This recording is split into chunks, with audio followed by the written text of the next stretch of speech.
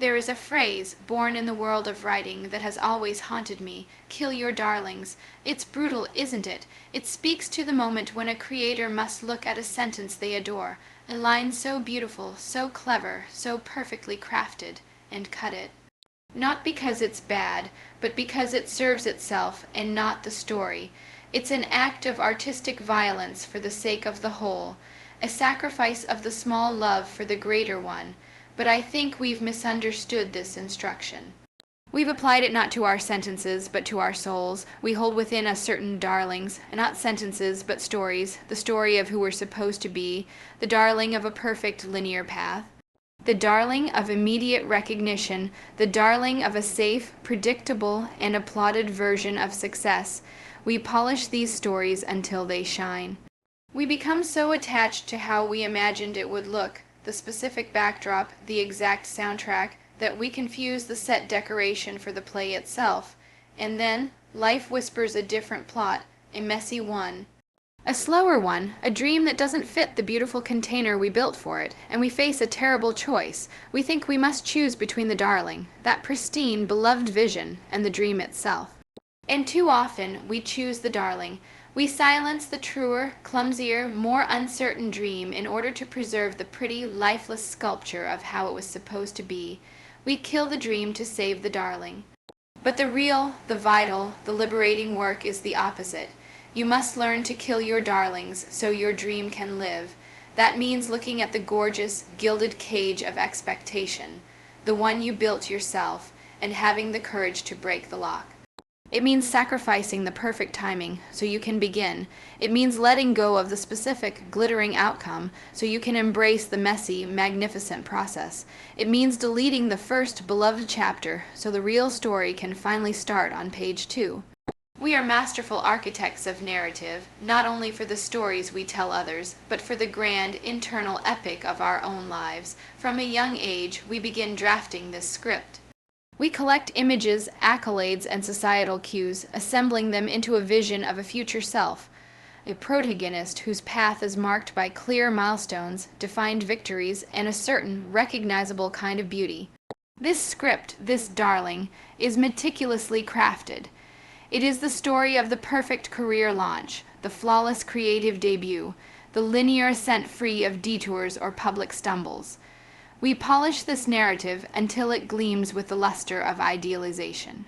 It becomes a beloved object, a cognitive treasure we carry with us, and we measure our unfolding reality against its pristine blueprint. The peril lies not in the act of dreaming, but in the act of confining the dream to this specific, fragile script. We fall in love not with the core impulse of the dream, the urge to create, to connect, to explore, to solve, but with the particular aesthetic of its imagined fulfillment. The dream becomes secondary to the darling.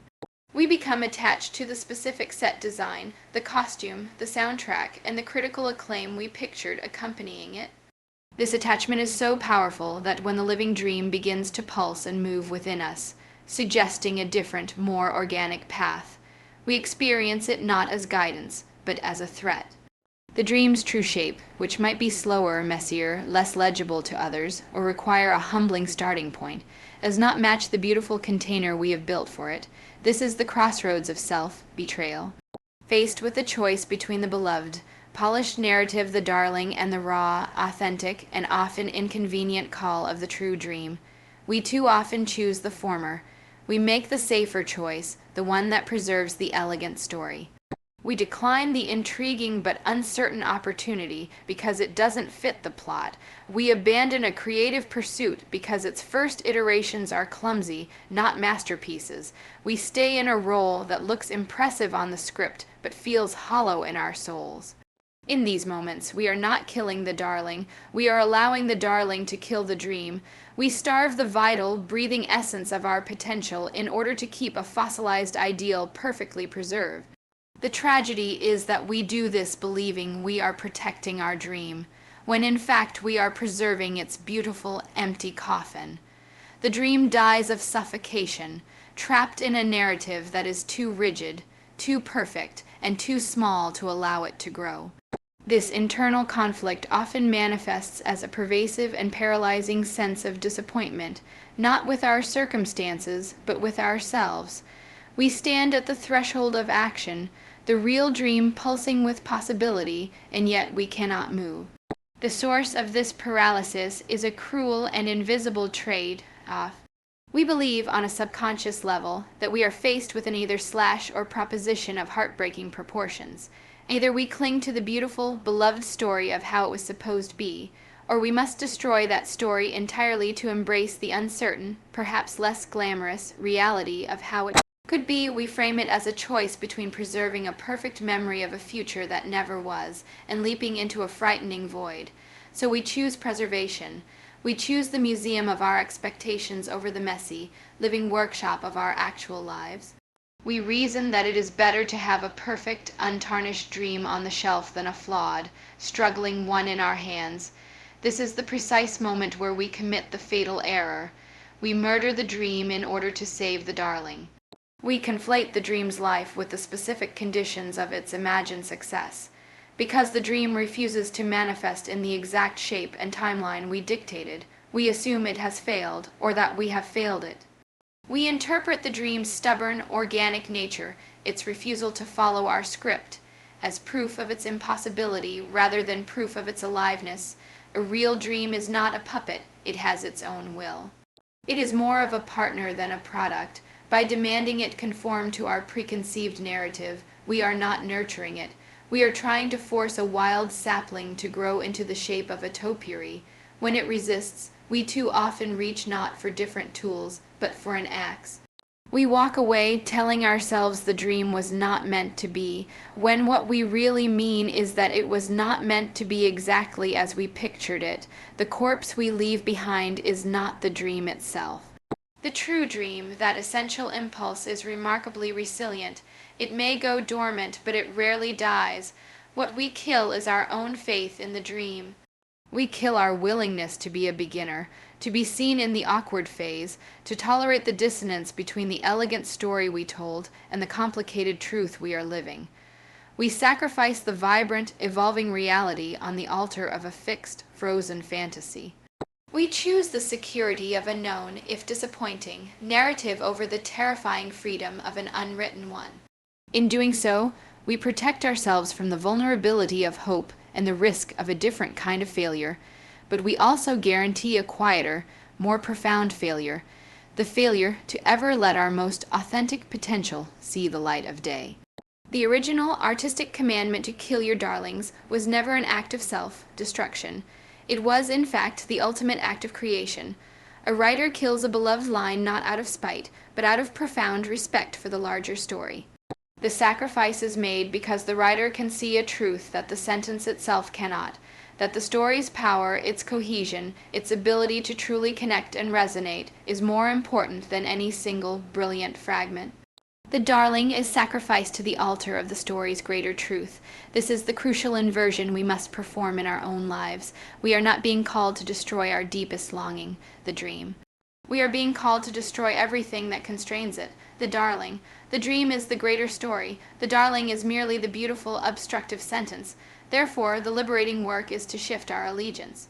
Our loyalty must not be to the pristine, prefabricated narrative, but to the raw, breathing essence of the dream itself. This means becoming a ruthless editor of our own expectations. It requires examining the beloved script of our lives and asking, with unflinching honesty, does this detail serve the dream, or does it only serve my ego's desire for a certain kind of recognition? Does this timeline empower the work, or does it only serve my impatience? Does this specific vision of success illuminate the path, or does it actually wall off more fruitful, unexpected trails? Killing your darlings is the process of answering these questions and then wielding the pen, or the scalpel, with courage. This editorial process is an active, ongoing practice of liberation. It might mean killing the darling of overnight success, to embrace the slow, steady mastery that actually builds a lasting career. It might mean killing the darling of solo genius to accept the collaborative help that will lift the project higher than you could alone. It might mean killing the darling of the perfect launch to simply begin today in a humble and unceremonious way. Each of these darlings is a gorgeous, gilded cage. The dream cannot take flight until the bars are cut. The act of killing them is not a loss, it is the creation of space. It is the removal of the set decoration, so the actor can finally move. It is the silencing of the dictated soundtrack, so you can hear the unique music of your own journey. By sacrificing the specific, polished outcome, you are not abandoning the dream.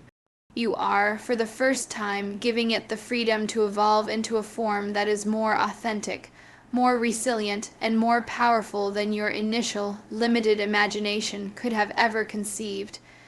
You are trading the model for the living being. This editorial process demands a specific and often uncomfortable kind of courage, the courage of a ruthless curator. It is not the flashy bravery of a public leap, but the private, meticulous bravery of examination and excision.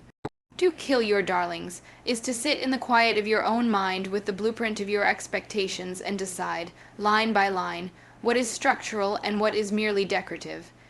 It is an active discernment that separates the essential longing from the incidental packaging.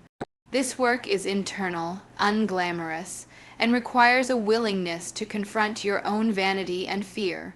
You must ask of each beloved assumption, does this exist because it is necessary to the dream's heart, or because it makes the dream look more impressive, more secure, or more socially acceptable from the outside?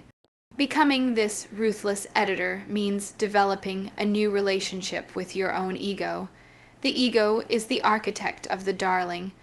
It crafts the narrative that is designed to maximize validation, minimize visible failure, and present a cohesive, admirable story to the world. The dream, however, often speaks in the voice of a quieter, deeper self, the soul, if you will. Its primary concern is not how the story looks, but how it feels to live it. Its drive is expression, growth, and authenticity, not applause. The editorial process is, therefore, a constant negotiation between these two forces. The ego insists on keeping the beautiful, clever line that shows off your skill. The deeper self knows that line rings false and disrupts the narrative's truth. To edit ruthlessly is to repeatedly side with the deeper self. It is to silence the ego's protest that you are ruining the perfect plan, and to trust that what you are ruining is only a cage. This curation is ongoing because the darlings are prolific. As soon as you clear one set of expectations, a new, more subtle set can begin to form around the next phase of the journey. The dream itself evolves, and with each evolution, there is a temptation to fossilize its new form into another rigid darling. Thus, the practice is not a one-time purge, but a permanent mindset. It is the cultivation of a gentle skepticism toward your own attachments. It is the habit of holding your plans and visions lightly, with an open palm, ready to let the wind of a better idea carry some parts away. It means celebrating the progress not by how closely it matches the initial sketch, but by how alive the process feels. The mark of a true artist, of a true dreamer, is not a flawless execution of a first draft, but the wisdom and courage to edit that draft mercilessly until only the most vital, honest story remains. You are not the protector of the initial script. You are the devoted servant of the final truth, and you must be willing to sacrifice anything, no matter how beloved, that stands in its way. The ultimate purpose of this ruthless editing, this difficult sacrifice of our cherished expectations, is not to arrive at a barren landscape. It is not an act of nihilism where we destroy the pretty narrative and are left with nothing. Quite the opposite. The purpose is revelation. When we have the courage to kill our darlings, to strip away the prefabricated set design, the imposed timeline, the need for a specific kind of recognition, we are not left with an empty stage. We are left with the raw, potent, and undeniable core. We are left with the dream itself in its most essential form. This is what remains after the darlings are gone, not a void, but a truth. The dream was never those external accoutrements. The dream was the quiet, persistent urge. The dream was the fascination, the curiosity, the sense of purpose that existed before you ever dressed it up in a costume for the world. This revealed core is what possesses real power, a dream encased in a darling. Is fragile, its survival is contingent on everything going according to a specific, fragile plan. But a dream that has been liberated from those constraints is resilient, it is adaptable. It can withstand setbacks, because a setback is no longer a deviation from a sacred script. It is merely new material for the story. It can incorporate feedback, because the goal is no longer to protect a perfect image, but to serve the truth of the endeavor. This dream can bend without breaking. It can evolve. It becomes less of a destination you must rigidly march toward, and more of a guiding force, a compass, that you learn to follow through unpredictable terrain. The dream is no longer something you build so much as something you uncover and partner with along a journey. This is the final, liberating shift from architect to archaeologist. You stop trying to force construction according to a blueprinted darling, and you start carefully brushing away the dirt of expectation, fear, and ego to discover the timeless artifact that was buried within you all along. Your work changes from one of imposing a form to one of revealing a form. The satisfaction, then, does not come from looking at the finished product and seeing it match the picture in your head. The satisfaction comes from the process of discovery itself, from each brushstroke that reveals more of the beautiful, unexpected shape you didn't know was there. You trade the anxiety of "am I doing it right?" for the curiosity of "what will I find next?" The dream that survives the death of its darlings is the only one worth having.